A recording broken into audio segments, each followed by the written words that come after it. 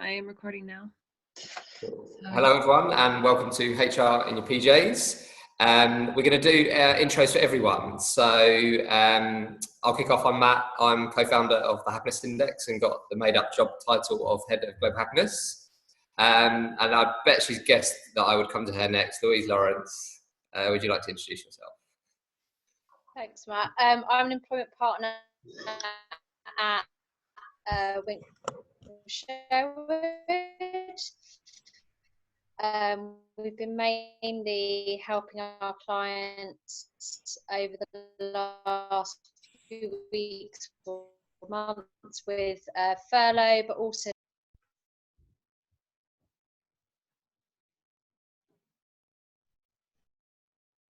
Emily? Hi, sorry, yes. I'm Emily. I'm talent partner for Jungle Insurance, a tech startup in London. Yeah, and I'm interested to listen to this discussion today. Thank you, Emily. Valerie? I'll unmute, first of all. Valerie Mann, head of people at Mention Me, on furlough currently. And yeah, very interested in the topics and the speakers today. Thanks, Valerie. Laura? Hi everyone, I'm Laura. I'm a senior HR business partner at Wheatbix. Hopefully many of you know and love our business and our brand. I have been joining for the last few weeks, mainly to get a bit of headspace really from the crazy day job at the moment. And I'll be joining the panel next week to share some discussion around a couple of different topics. So good to see everyone again. Making me hungry for Weetabix, Laura. I feel like I haven't had lunch. I need to go and get some. Good, that's what we're after. We're not just for breakfast. Jenny Workman, you look like you haven't moved in the last 4 weeks from the same spot. I haven't, Matt. No, I'm still in the same place, which actually I would say I'm very lucky because I'm here at home and I've got my own office space. And what you can't all see is I've got my Labradoodle right next to me as well. So she's joining the call today. Hopefully she might get up. Can we have a proper look, Jenny, please? I can't move my computer. That's the only thing. Musty, come on. Let's look. Should we say hi? Oh, I'm so My Labrador, she's been most of her day in the office with me. She's a sweetheart. God, I can't remember what I'm saying. I work for Arup, who are a big creative engineering company. We design stuff, build buildings, Sydney Opera House, stuff like that. And I'm kind of in the global people team, and I just do engagement stuff and try and figure out how we give people a voice. Awesome. Sophie? Hi, I'm new. Hello. I'm head of people at Digital Theatre. We are a online educational resource, mainly for kind of English literature and drama. And we're a subscription business. I'm pretty new into kind of HR overall. Moved in from recruitment about 6 months ago. Oh, thank you. Catherine? Hi, Catherine, work for Zodiac shipping company. I'm very new to HR, started in January and work as an EA, but just sort of supporting the team, onboarding, offboarding, learning the ropes. Thanks, Catherine. Cran? Sorry, I've got my video off because I'm scoffing my lunch down. But hi, I'm Cran. I'm HR for a company called Freedom Media. We're a digital content company who specialise in stories that are female-led and are about real people only, so not celebs or anything like that. And I just really enjoy coming to these because these are, I think the group's really nice, it's really relaxed, and you actually learn a lot from it. And it's really helpful to go back to the business and have somewhere that you can discuss these things with. If you're not already following Freedom Media on socials, you should, because the content they post weekly is pretty funny stuff, and it always brightens my day when I see postings on my Instagram. Thanks for the plug, Rosie. Yeah. I didn't pay her for that. Caroline? Hi everybody, I'm Caroline. I work at the Happiness Index in the marketing team, so organising events and things like this. Antonio? Hi again, Matt. Hi everybody. My name is Antonio and I work for Indoors. We are a HR tech company. We mostly focus on upskilling as well as innovation challenges. And the next product we are building is a performance management real-time product. So fairly new to HR, although I've been dealing with HR for the past 12 years or so. Thank you. Welcome. And Helen, I see you sneaked in there. Yes, I take it we're all introducing ourselves. Yeah. Hi, so I'm Helen Gribble. I'm Chief People and Legal Officer for One Fine Stay. Hoping to get back to travel soon. We have some amazing destinations that you can travel to with some amazing houses if you get there. And so I've worked in HR most of my career and more recently joined legal. So yeah, which is a new kind of area. So always good to discuss and join in these sessions and just take a break from the day-to-day. Thanks, Helen. Lucy? Hey, I'm Lucy and I work at the Happiness Index as the Customer Success Executive, and I've been helping everyone get onboarded to our new product, Employee Voice 24/7. So I've been able to meet lots of lovely HR professionals and just hear how they're coping and adapting during this time. So I've really enjoyed meeting lots of new people. Thanks, Lucy. So before the two speakers and the host introduce themselves, I just want to give you a quick update on the, as most people know, we made that product Employee Voice free and available for all companies. So we're now releasing regular data. So there was some good news. People are happier this week than they were last week. Only by a few points, but we'll take anything at the moment. But the newsletter went out today, but I'll post the full thing on LinkedIn. But one of the things that stayed consistent, and Antonio and I were just talking about this on another session, is that the amount people want to feedback is still considerably up. So in a neuroscience perspective, we're talking about it from an emotional deficit. So because people can't see their friends and family, people are looking to work for what we call the emotional deficit. So as we know from the happiness data, people that are happier perform better. So as a company, if you're not being there and not listening, you're actually impacting the performance of your teams. So no one on this group would say this, but we still encounter a lot of people who say, oh, times are bad, we shouldn't be asking people how they feel. And I still get that question a couple of times a day. But it's just really, the data's so spot on this one. Like, people want to communicate more, and if you don't, you're impacting their performance. But I won't ruin all the stuff that's going to come out, but I just wanted to give you that update and a reminder that anyone who wants to use the technology for free, just go to our website. So I'm going to hand over, if you'd like to introduce yourself, Rosie, the question master, on who you are. I'm Rosie, the community manager at Happiness Index. I work pretty closely with Caroline, who introduced herself earlier, and just setting up events. I've done a lot of work recently moving our real life in-person events to virtual events. So HR New PJs has been something that we're in week 8 of, I think. I always forget which week we're on. But it's been really fun. I've been actually connecting with people in the HR role more than I ever have before COVID-19. So it's been really fun to meet everybody and make closer connections with everybody too. And this week for our episode, we have Louise Clark and Anouk Agussol. So if you both want to introduce yourselves. Anouk? Yeah, sure. So my name's Anouk. I'm founder and CEO of Unleashed. We work with early stage startups and fast, high growth scale ups on all things kind of people and culture. Actually, Urban Jungle was a client of ours, and my business partner, Hannah, used to work at One Fine Stay as well, Helen. So nice and close there. The idea basically is that we're helping tech startups to think about people and culture from what kind of practices do they need to establish really early so that they can scale both successfully and sustainably over time. We turned 3 this week, so that's really exciting.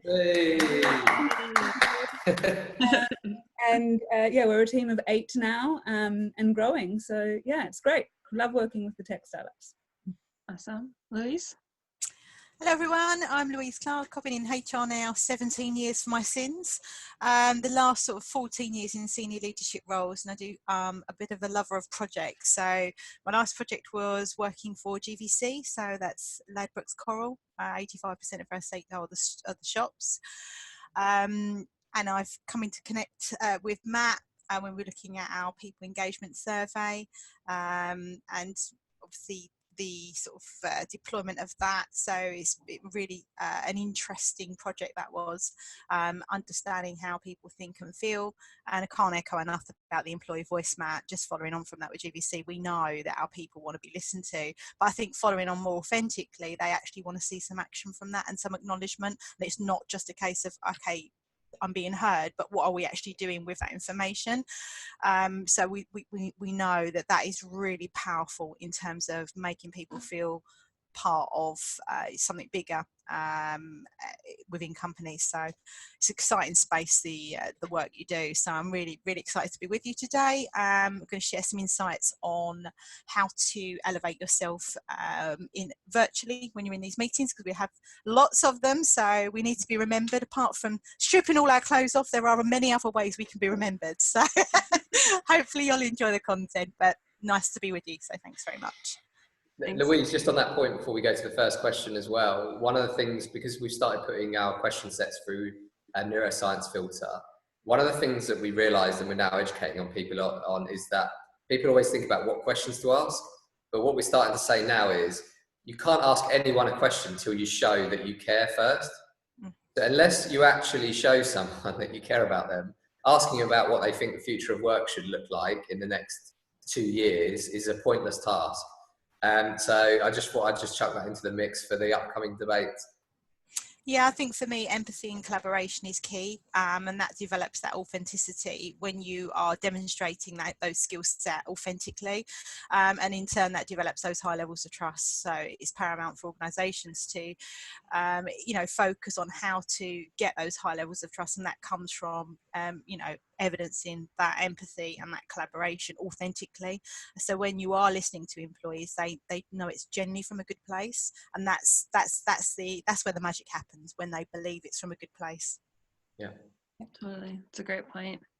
I just wanted to start off, during lockdown, we've seen a lot of organizations working from remote working, moving from working in the office to remote working.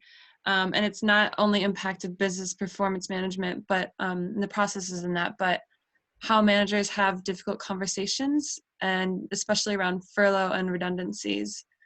So Anouk, the first question is for you, and Louise, please jump in if you have anything to say on this as well. And if anybody has questions along this, please share them in the group chat. But what is the best way to prepare your line managers to have these difficult conversations? And what kind of factors come in when you're doing this over virtual video chat versus having it face-to-face?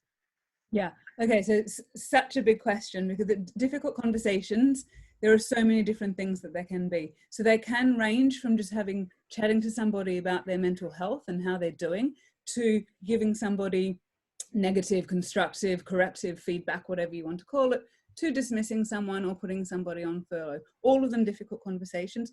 All of them obviously have a slightly different or need to have a different approach. I think some of the things to remember, though, whenever you have any form of difficult conversation, is that whatever's easiest for the manager is rarely likely going to be easiest for the person that's hearing the feedback or hearing, whatever the outcome is. So leaning in as a manager to what's going to make it easier, for example, do it quickly, rip the plaster off, you're dropping a bomb that the other person at the other end has to pick up. So it's all about the intention that you have when you're having the conversation. Now, there are so many things that come into having this virtually. The list is quite long, but I think the most important thing, other than finding a time that's convenient, looking at calendars, talking about it, sharing everything that you've been thinking. We know that body language and tone of voice are much more important than words, and that's really fragmented over virtual conversations, particularly if your internet's distorted, particularly if you don't have great Wi-Fi, any softness in your voice, anything that you're doing with your body, like who knows whether I'm leaning in or not leaning in at the moment. All of that changes. So you really need to explain your rationale, explain the decision, and the most important thing is to pick up the conversation after you've turned off from your Zoom or whatever platform you're using. And what I mean by that is once you've told somebody, whatever it might be, you need to then pick up with them to ask them what they've processed, how they've been thinking about this, how else can you support them, not, back to my point, dropping the bomb and saying, see you later, tick, I've done my job as a manager. So there has to be a huge amount of empathy involved in all of this. Yeah, I think I'd definitely echo that. And the sort of going back to only 5% of what is digested is words. So again, it's going back to appreciating the individual. You're taking us through kind of that emotional cycle, and everyone will process that slightly different. You can't make those assumptions, and it goes back to kind of the being empathetic to the individual and having the relationship. I pride myself personally on having relationships with my colleagues, and I know them very well.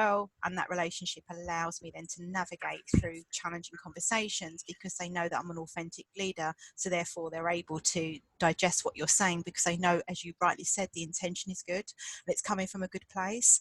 I think that that's really important for anyone who is in receipt of your messages, that they know it's from a good place and that you'll always have got their back, and it is circumstantial, and that you will help navigate and facilitate the support they need to get through whatever it is you're trying to deliver. So yeah, echoing everything you've said there, completely agree. Sorry. Go ahead. No, go for it. I was just going to say, a difficult conversation is difficult for, is called a difficult conversation for a reason. No one's expecting it to be easy. So the easier that you try and make it for yourself, it just doesn't land in that way. And it's okay to be open and say, this is really hard for me to have this conversation with you about, or whatever it might be, and really showing those kind of empathetic feelings, because people will remember how you made them feel. They won't necessarily remember what you said. So if you can do it in a way that they realize this is hard for us all. Don't say, you know, what they're feeling. If you're making them redundant, you don't know what they're feeling. They've got their own feelings. But knowing that it's hard for everybody, understanding the reasons, being able to deliver the message in a supportive way, and then showing authentically, back to what you were saying earlier, Louise, by following up and saying, how are you doing? Is there anything else I can support you with? Really means that that person is going to come away with feeling like you did care about them, not like, oh, we had this relationship for a long time, they didn't care. Yeah, and I think, as you said, like those check-ins just evidence that authenticity, that you are genuinely wanting to ensure the individual is, you know, their well-being is at the forefront of every decision that we make. And even though I've had to make some, you know, some uncomfortable decisions that have been externally influenced, I always remind my team that their well-being is always the first priority for me when I've had to deliver that. And I'd like to think that they authentically receive that in that way and that intention. I think that, and that's important to get that feedback as well. I'm always looking as a reflective practitioner to understand that it is landing in that way. I think being a reflective practitioner gives you that 360 feedback to ensure that you are delivering it in the way it's intended. Nick, I was just going to ask you to expand on one of the points, actually, because there's been a lot of talk over the last few years where people argue around things, whether Glassdoor is a good thing or a bad thing, and whether brand and culture are the same thing, and blah, blah, blah. But what's really evident at the moment is that people who have been treated badly in furlough or redundancy processes are talking about it on Glassdoor. So I loved your example of trying to understand how the person receiving the message would want to be received, because there's examples, isn't there, where like the CEO's just done blanket messages to like 300 people, etc.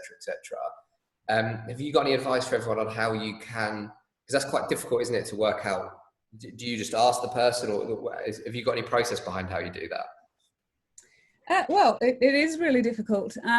I think people who do that kind of blanket announcement that this is it and see you later are those, back to the point I was trying to make earlier, those that are trying to make it easier on themselves, because it is far easier to just do it, especially in a virtual setting, right? You just do it, you click off, like you leave the meeting, oh, thank God I did it. Like, and you don't even, like, you care about your feelings, you don't care about the other person. As far as a process goes in terms of finding out what the other people need, there are basic human needs that if you care, you will look to solve for. And I think this is very much about people want to understand reasons why. And it's not okay to say, particularly when people are using this whole kind of furloughing thing as a way to get rid of dead wood type thing. Oh, great, I can furlough them and they're no longer in my business, which is just the wrong thing to do. You need to think about, they need to understand why. They need to understand that it makes sense. They want to be treated, and this goes back actually to neuroscience, there's a number of things that we need, including relationship, you know, our status needs, our fairness needs, our autonomy needs. So people, want to have a part, if they're strong on autonomy needs, in terms of how this is impactful for them. Do they take furlough? Do they take a pay cut? You know, is there a way in which we can, as a business, incorporate the decisions that we're going to make by involving people who are adults and who understand that we need to make some changes here? If you can do that, brilliant. That's a massive step forward. And then it's about showing that people are being treated fairly, because people get really upset when they think it's been very subjective or they've been treated really unfairly. And it's that fairness or the feeling of injustice that drives people to take to social media and really complain. So it's about, what does fair look like and how do we explain the process that we've taken and make sure that the process that we've taken to select people for redundancy or for furloughing has actually been fair. Yeah, and I think it goes back to being transparent and consistent, so people can see that and it's visible, so that people, as you rightly say, feel like they've been you know, fairly treated, and they can see the rationale behind that. I think it's also mindful that anyone we're dealing with, it's not just that one person. All eyes are on us as leaders to how we've responded to that. So when you're looking at feedback on Glassdoor, as a leader, my gut instinct is I want to reply to that. I want to engage. I want to get under the skin of it and understand what's gone on here, so that I can prevent and facilitate, sort of prevent anything negative going beyond that. Because as far as I'm concerned, they shouldn't be venting at Glassdoor. Why have they not got the relationship with their line manager or with us or with HR to be able to come and have those open and honest conversations? So there's a flaw there in the communication. Straight away I'm thinking, what's the processes here? Why did someone feel that appeased that had to go to Glassdoor to vent that? They should have felt comfortable. We failed, and I always reflect on us as the processes we've got. Why did they come to that for them to feel they had to do that? So I think, again, it's that reflective piece. It is. And again, I think also after, like, if you've made people redundant or you've furloughed people, after that, you know, you've taken as a leader or as a leadership team, you've taken a little bit of time. I know everything's kind of moved significantly faster over the last few weeks than it might otherwise, but you've taken a little bit of time to think about this. And the amount of time that you've taken to think about it, and then you drop the bomb, the people receiving the information need at least double that amount of time to come through the other side and be kind of more accepting of it. So as a way in which you can really enable that as a leader is actually to have conversations after it's done, in inverted commas, to have conversations with the people that are still working. How are they feeling? How has this impacted them? What's going on for them? Send out surveys, get data. And same with the people who have been furloughed, catching up with them in a non-work context, but catching up with them and seeing how they are. Because actually the whole, you know, in the whole spirit of things, they'll be expecting to come back when business picks up, is the idea behind it. So keep in touch, keep those relationships. They're actually still on your PAYE, they're still employees, and you need to look after them both, but in different ways. Yeah, I agree. Communication channels are critical, and never make the assumption that because someone's taken information well, that a week later that they may have turned a corner. So that's why we need to constantly keep those continuous conversations and checking in, making sure people are okay. And that shows, one, authenticity, and two, that there is a genuine concern for that individual's well-being. Don't make the assumption that just because you think they took it well, that they're going to take it well in a week's time, because you know yourself, emotions change. We're only human. Such a good point. Definitely. and you guys will know at the happiness index, again, from a neuroscientific perspective, that something like furloughing or redundancy or even negative feedback kind of really stimulates threat responses. So if someone seems to be taking it well, they're probably in some form of fright response, and they're just sat there listening, smiling, nodding, but they're not properly absorbing, thinking and taking it in, which does mean that you do need to follow up afterwards, because they can leave that call and then just be, oh, and then everything starts to process, and then, oh my God, this was so unfair, or this didn't happen, and they hear about who else was furloughed, who wasn't, how they hear that their colleague was actually made redundant instead of furloughed, why did that happen? And then it all starts to build, and what seemed like, oh, they took it quite well. Yeah, it's also really hard to gauge over a video chat, people's their tone of voice and how they're reacting to it physically. If they're just, you can't, like you said earlier, you can't tell if somebody's leaning in, or, you know, the way that they're acting during a conversation. It's hard to tell over video chat. Another point I wanted to bring up is one of the big issues that's coming around is how HR professionals are managing during this pandemic in our community. Especially, we've had a lot of conversations about how the HR role skill set is becoming something that's really, really important right now, especially, and being more recognized, I guess, in the moment than before COVID-19. And a question I want to ask both of you is how, if you have any advice to HR professionals, how the best way is to take care of their mental health and stress levels, because there's so much being put on the HR role at the moment. Yeah, I completely agree. And I think, again, it goes back to being an authentic leader. If I'm speaking to my team and I'm having a bad day, I will let them know. If they ask me how I generally am, I'll say, yeah, it's not been great this morning. It's been pretty hairy.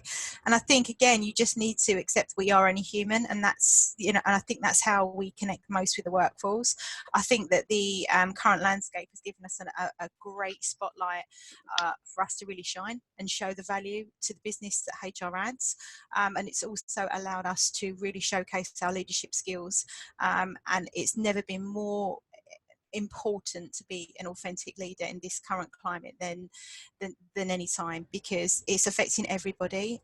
There are days we wake up, we're not in a, you know, we're not feeling very worky. I have days like that. I'm sure everyone does. And I think when we talk to our teams, it's just about being honest and saying, you know, today it hasn't been great, not been sleeping too good, but hey ho, tomorrow's another day. Let's get on it. We're in it together. And I think that is where you make those solid relationships that become authentic.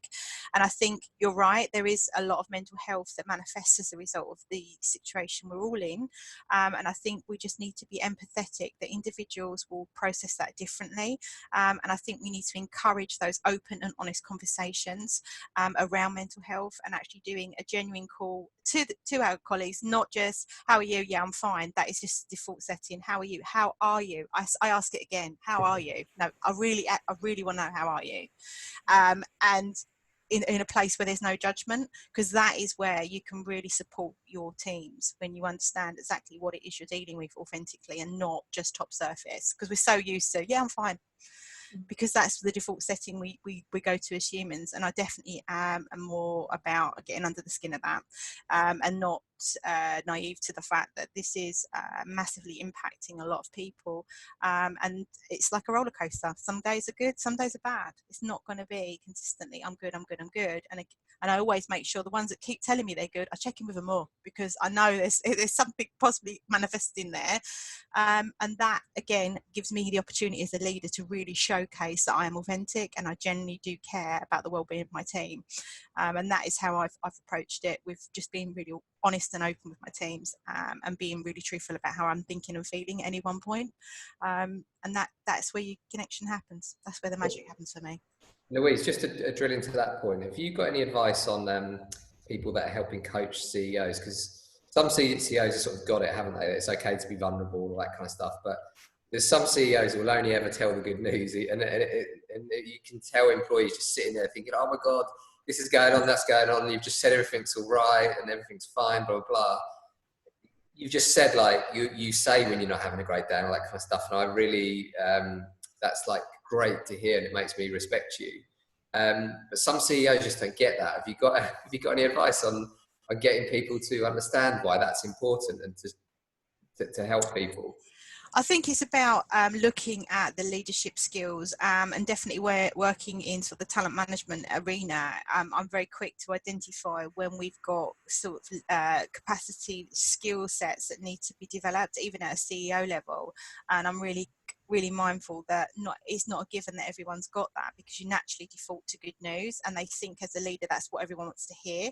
And I think as a HR professional, especially within L&D and talent, and I've worked at C-suite where I've helped coach and mentor CEOs, it's about them understanding the why, and why is it important that they are authentic, why is it important, and what does that equal to in terms of high levels of trust, and what are they going to get from that, and how does that transpire into KPIs, businesses, and what does that look like? And you can really show them some really compelling stats around organisations that have high levels of trust and the behaviours that CEOs, etc., are evidencing. And I think that is where you have those conversations with the CEO to say, look, high levels of trust equate to an authentic leader. Let me show you some stats. Let me show you some companies that are working in that way. And it's great from like your people survey to understand, tease out some of that stuff and actually use some case studies around that to really influence the CEO around the whys. And I think when anyone gets the why I'm doing something and why it's important, then I think they get it, and then it will start to slowly, the tide turns and they start changing their style. But it is definitely a journey, not a destination immediately, because this is characteristics that are ingrained in society, that this is what I should be done as a leader, and it's bred from how they've seen their CEO or their what they've learned. So again, that coaching piece is key for them to really get on board to the why it's important, and why good news is not authentic and doesn't connect with their colleagues in a way that they'd want it to be received. And I think it's just about getting under the skin of that. So coaching, open and honest relationships, leadership and management development, looking at the capabilities of the CEO, etc., compelling stats, pulling together some FTSE 200 companies and high levels of trust, and comparing that and really influencing that piece would be where I would go. But again, it's not something you do overnight. And I think I agree, the coaching piece is really important there. And I think sometimes as a step to get you moving towards that, asking CEOs what kind of behaviors that they want their team to be demonstrating with them. So for example, if they want their team to be sharing because it's the only way in which they can help their team, and therefore enhance and develop performance, then actually if that's what you want, if you want your team to be honest and sharing with you, then you need to lead by example. And you need to start sharing. And sometimes, they just have to share, even if it's something small, and then feel the impact of that afterwards. And it's always beneficial. And I always say, get comfortable with the uncomfortable. I've had some real CEOs that have just been like, oh my Louise, I'm so out of my comfort zone. I'm like, this is where the magic happens. It's on the other side of fear. I know you're fearful, but what's the worst that can happen? Trust in me. And from the compelling stats, the survey data, my 17 years HR experience, that if you open up to your teams, you become more authentic. They buy in, they have a sense of purpose, they will work for you better, they will go the extra mile. People don't leave jobs, they leave managers. It's contagious. You lead, your managers then see that's the behaviours that we're going to be recognised and performance managed against, and it's just a snowball, and it goes from there. And you have to be the leader. You have to be the one that does the crazy dancing, and everyone else follows you eventually when they know it makes sense. Rosie, can I just really quickly on the mental health question that you asked? I think there's two things there, and Louise really comprehensively answered around kind of if you have a team of people and how do you all kind of support each other. We use like RAG, so red, amber and green status. So we have morning calls between ourselves. We ask, we have to say how we're feeling physically and how we're feeling mentally, and then we talk about the day ahead. And then at the end of the day, we have what we call our RAG check-in. And we say, we actually hold up a prop just because it's a little bit more fun. And if I'm feeling a bit meh, but it's not been bad, I'll hold up something amber. And we talk about why, and it's about your feelings. And that's really a nice way to kind of open like the conversation and be okay with talking about that. And I make sure, there's always, everyone feels very open to talk about what they want to, but I make sure actually that I cycle my days, that I don't always talk about having a green day, so that people feel quite safe to do the same. The other thing is if you're an individual, if you don't have a team and you're a people person, for example, in a high growth scale up or startup, and you're on your own, how do you get that mental health support as well? And it's about making connections with other people and being able to talk about that. I know there's an awesome webinar on the 19th of November, and I can share the details on mental health for people that's coming up, and actually tools and techniques that they can use to help their mental well-being. And there's also Sanctus. I don't know if you all know Sanctus. They're a well-being coaching for mental health gym, they like to consider themselves. They now have a coaching community for or HR people very specifically. So if you are an HR person, which everybody is here, you can sign up, and it's kind of like a group coaching, discussing topics that are important to everybody in a coaching setting, but focusing on mental health. Yeah, I think just to echo that, we've actually just rolled out Unmind in GVC, which is the app, just to help colleagues to have some interface, and so that we can understand kind of what that landscape looks like, and then obviously we can be really proactive in terms of intervention around that. But yeah, I mean, there's lots of creative things, but I think fundamentally humans need human contact. I do think the apps and that are very supportive, but I'm very hands-on with my team, and I know that the results will speak for themselves in terms of their relationships that they have and how they perform. So I like to make sure that I'm, doing that kind of check-ins. I think the apps are great, especially, but again, it depends on who in your team. You've got so many different characters in people that we work with. You've got your extroverts, your introverts. Some people don't feel comfortable really doing that.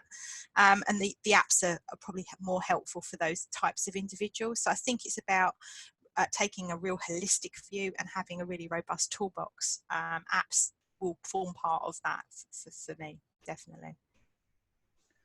Thank you both. Yeah, Anouk, on your point on just HR professionals who aren't a team alone, it's and the point of just like communicating with others in the community. I think that's something that I've seen in my own community that of HR professionals that we run at the Happiness Index, and a lot of people on this call are in that community, but we've just seen so many people asking questions and giving their own insights and sharing their ideas, and I think that's been just so helpful and insightful right now, especially because nobody really has a right or wrong answer for anything at the moment, so we're all just trying to figure out what works best for each other in each other's organizations. So it's all new. I think there was an article in The Economist just recently that was talking about how CFOs got people out of the 2008 recession, or got businesses out, and actually it's going to be CPOs, CHROs, or people that get us out of this from a business context. And it's really interesting, and that's a heavy burden to shoulder as well from a business perspective. And if you don't have a whole lot of experience and you're being turned to for how do we do this, we've never done it before, nor have you as an individual, because we haven't come across this before. So you need to be able to find people that you can talk to and share ideas and work with, because everything seems very urgent right now. Everybody wants answers immediately. What can they do? And there's so much unknown that makes it really hard. Absolutely. I just had one last question. We're kind of running out of time here, but Louise, you kind of mentioned before, Kali, you had 6 tips to share that you go by on best practice to elevate your profile in virtual meetings. Yeah, I definitely do, Rosie. I'll try and keep them short because I can see your time's running. That's we get passionate. It's not a problem. We can't apologise for that passion. That's what makes us good at what we do. I just find personally, obviously, with the recent events, everyone's kind of like turning more to the video conferencing, and it becomes kind of like day-to-day business, Zoom calls, Microsoft Teams, etc. And I really just want to kind of like call out more than anything, how do we sort of translate and elevate our presence in a virtual meeting, and people go away and actually remember us for what we've done, what we've said, the content we've shared, etc. And I think for me, I kind of look at the 6 sort of points that I'll share with you now, that I try to get myself in that headspace before I get on there. The first is focus on your camera, not your colleagues. Sometimes it's so distracting, you see everyone's little faces, Brady Bunch style, you're kind of like, oh, you know, I definitely, that's me being really honest. And I definitely know that direct eye contact is kind of like a vital way to reinforce your point by looking into the video camera, not at all the faces, which I sometimes do. So I think definitely. Because we're all trying to practice these as you say them. Really? Yeah, I'm actually saying them and I'm actually thinking, am I doing them? So the second one would be maintain a strong voice. So I definitely try to deploy a louder than usual voice. I think in addition for me, it's about being audible. Strong voices convey authority, credibility and confidence. And I think when you're trying to, you know, talk over video, that's really important that you do convey that. The third is proximity. Obviously, you know, it takes a while to get used to just seeing yourself, but I definitely think sort of a headshot and shoulders is where you try to aim in terms of your appearance there. And I definitely think if you're too far back, it's kind of less engaging. I try to get it a right balance so that you can sort of get enough of me to be engaged, but not too much, and then not too far away to be disengaged. The fourth is be present and mindful. So no multitasking. I know we do it sometimes, you know, especially if you've not got a picture and you're, you know, chomping away at your lunch, you're going from call to call. Just be mindful that camera can switch on at any time, and I've had that before. Or if you're dressed in the attire and you've kind of got your PJs on and you're in a formal kind of setting, it's easy to multitask and be distracted. So I definitely do try to avoid that. I think the fifth one would be don't become your own distraction. Sometimes I think we're all known for that. It can be sort of quite easy to you know, lose your focus, or wondering if the dog's barking, can everyone hear it? You know, you have these random thoughts, so try to, you know, call that out before the call. Don't be your own distraction. And I think for me, the sixth point is use the chat window as your partner, because that definitely elevates your presence. It's a great way to connect with everyone on the call, really to understand the feedback on how the content you're sharing is being received, and also to get any questions that may be captured in the chat, the group chat. Everyone can see those, so just keep an eye on that group chat, because I definitely think that can elevate your presence in that. So just a little bit of a whistle stop, and I know we're on a bit of a time constraints here, but they would be my 6 kind of little nuggets of wisdoms, Louise's wisdoms for virtual elevation. I hope you enjoyed those. I did. That's great. If you wouldn't mind just sharing that with me, actually, I'll share it around with everybody in written format, so we can all just keep that for ourselves, and it's really useful. Yeah, I know that sounds pretty geeky, but I keep a little post-it just to remind me of those 6 things. Those are great. And I just think, like, you get on there and it just helps me, and you know, so yeah, I'll share those with you, no problem, Rosie, after the call.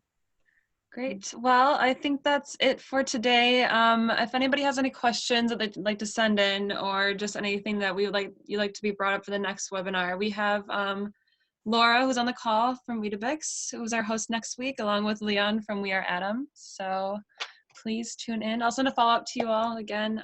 But thanks for joining, and thanks for coming back each week too, if you've been religiously watching. Really appreciate it. Cool. Thanks for having me, guys. Lovely to meet you all, and enjoy the rest of your day. You were brilliant, guys. Thank you. Bye. Thank you so much. Bye. Bye. Bye. Thanks, bye.